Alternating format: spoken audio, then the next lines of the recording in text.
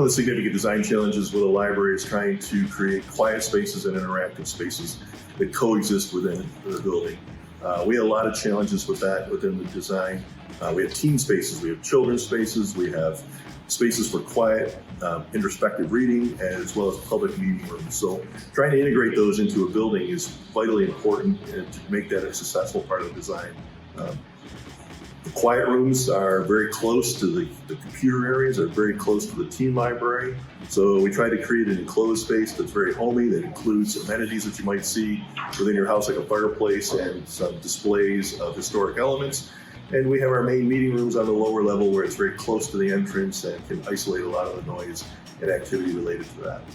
One of the greatest challenges for a municipal project is responding to powers that place. And one of the interesting aspects of this project was that we changed administrations throughout the course of the project, from schematic design to design development.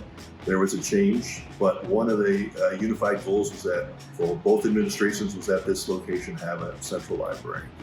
So adapting to the concerns from one set of governing people to the next was important for us to maintain the continuity of that design.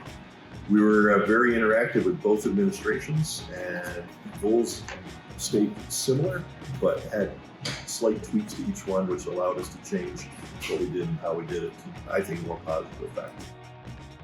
One of the things that was a great challenge too was line of sight in the library. We were fortunate that we had to relate to the recreation building next to it, that we were allowed to address the building in massing as it relates to the recreation center, which is a really tall building.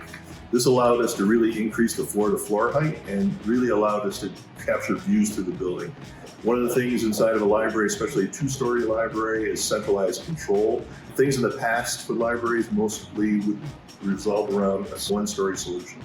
Now with a shortage of land and more of a compact site, we've been seeing more two-story libraries. So how do we access that building and allow people to see where they are going or what they need to do within the library? So that added height allowed us to really raise the ceiling height, allowed us to capture daylight in the central core, allowed us upon entry to be able to see where your vertical circulation elements are, where the children's library is, and where the meeting rooms are.